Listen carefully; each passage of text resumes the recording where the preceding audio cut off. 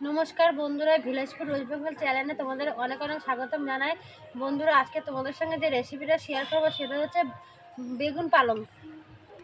বেগুন পালং রেসিপি করতে লাগবে বেগুন নিয়ে নিয়েছি এই যে, আর এই যে পালং শাক নিয়ে নিয়েছি। চলো বন্ধুরা, এগুলো আমি ভালো করে কেটে ধুয়ে নেওয়া যাক। পালংটা আমি নিয়ে নিয়েছি, পালংটাকে আমি কেটে নেবো এখন। এই যে আমি প্রথমে গোয়াটাকে ফেলে দিলাম, এই যে এই ডাঁটাটা আমি নেবো না, ডাঁটাটা ফেলে দিলাম। দিয়ে শাকটাকে আমি নেব, এই শাকটাকে আমি ছোটো ছোটো কুচি কুচি করে কেটে নেবো। এই যে ভালো করে কুচিয়ে নেব, এইভাবে সমস্ত শাকটাকে আমি কেটে নেব।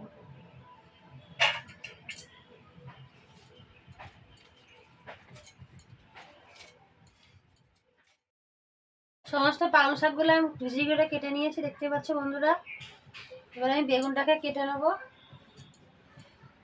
প্রথমে বেগুনের এই উপরের অংশটাকে ফেলে দেবো, দিয়ে তারপর এই যে আমি গোল গোল করে কেটে নেব। এই যে এইভাবে সমস্ত বেগুনটাকে গোল গোল করে কেটে নেব। বেগুনটাকে আমি গোল গোল করে কেটে নিয়েছি। এখানে শাকটাকেও ভালো করে কুচিয়ে নিয়েছি। আর এই বেগুন আর শাকটাকে জলে ভালো করে ধুয়ে নেব। এই যে বন্ধুরা দেখতে পাচ্ছ, জলে আমি বেগুনটাকে ভালো করে ধুয়ে নিচ্ছি।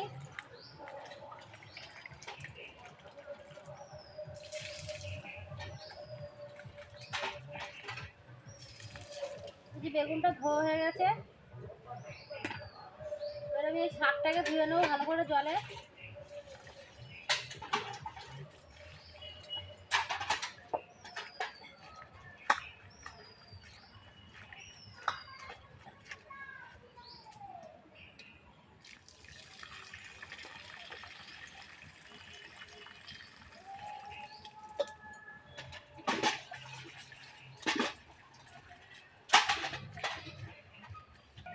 শাকটা ধোয়া হয়ে গেছে, এবার রান্নাঘর দিকে আমি যাবো। বেগুন পালং করতে লাগবে বেগুন, পালং শাক, রসুনের কোয়া, কাঁচা লঙ্কা, রসুন আর পালং শাকটা আমি শিলনোড়ায় একসঙ্গে বেটে নেব। রসুন আর কাঁচা লঙ্কা আর পালং শাক আমি শিলনোড়ায় একসঙ্গে বেটে নেব। শাকটাকে আমি অল্প অল্প করে নেব। তোমরা যদি মিক্সি থাকে বন্ধুরা, তোমরা মিক্সিটা বেটে নিতে পারো।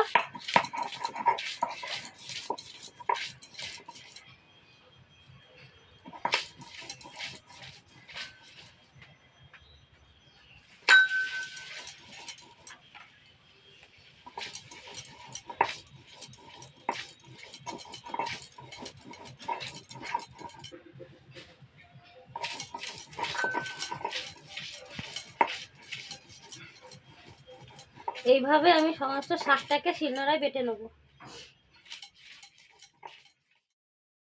পালং শাকগুলো আমার শিলনোড়ায় বাটা হয়ে গেছে, তাই আমি সব বাটিতে তুলে নিলাম। অবশেষে আমার পালং শাক পেস্ট করা হয়ে গেল। এই যে আগে থাকতে বেগুনটাকে কেটে নিয়েছি গোল গোল করে, তো এর মধ্যে আমি দিয়ে দেবো 1 চামচ নুন, 1 চামচ হলুদ গুঁড়ো, সামান্য পরিমাণে চিনি। এবার এটাকে 2 মিনিট ধরে ভালো করে মাখিয়ে নেব। 2 মিনিট ধরে ভালো করে বেগুনগুলোকে মাখিয়ে নিয়েছি, অবশেষে আমার হয়ে গেছে। ওইদিকে আমার রান্না জায়গা সব হয়ে গেছে, এইদিকে উনুনটাকে ধরে নিচ্ছি, দেখতে পাচ্ছ বন্ধুরা। এই যে উনুনটাকে ধরাচ্ছি আমি। উনুনটা ধরে গেছে, এবার উনুনের উপর আমি কড়াটা বসিয়ে দিলাম। এবার কড়াটা কিছুক্ষণ ধরে গরম হবে। কড়াইটা গরম হয়ে গেছে, তাই কড়াইতে আমি সাদা তেল দিয়ে দিলাম, তেলটা একটু গরম হবে। তেলটা গরম হয়ে গেছে, তাই তেলের মধ্যে আমি এই বেগুনটাকে ছেড়ে দিয়ে বলো, দিয়ে হালকা করে একটু ভেজে নেবো বেগুনটা।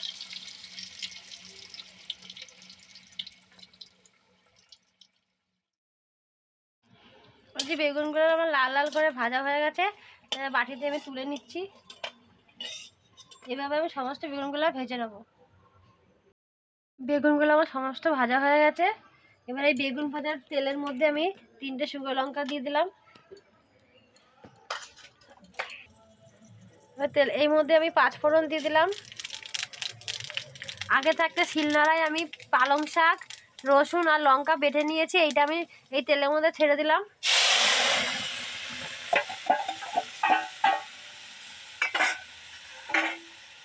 সামান্য পরিমাণে নুন দিয়ে দিলাম।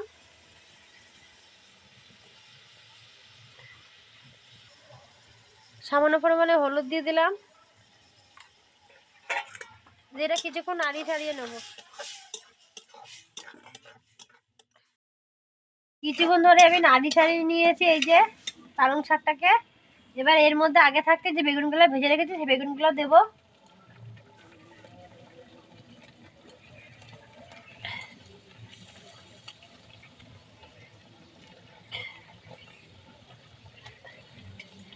এবার একটু নাড়িয়ে ছাড়িয়ে নেব।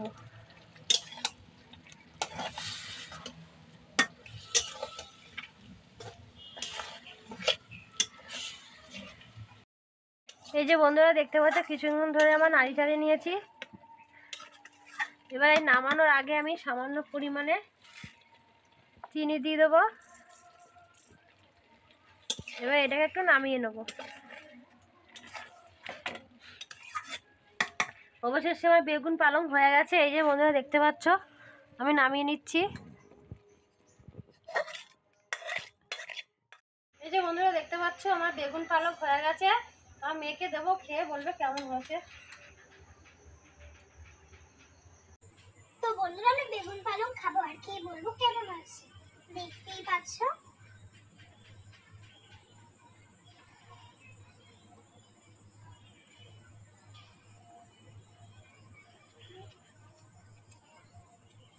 খুব সুন্দর হয়েছে বন্ধুরা, তোমরা এটা অবশ্যই করতে পারো দেখো। আর এরকম রেসিপি দেখতে হলে ভিলেজ ফুড রেসিপি চ্যানেলকে সাবস্ক্রাইব করো, লাইক করো, শেয়ার অবশ্যই করো। ধন্যবাদ, তোমরা এটা অবশ্যই করতে পারো। খুব সুন্দর হয়েছে বন্ধুরা, ধন্যবাদ। পরে ভিডিওতে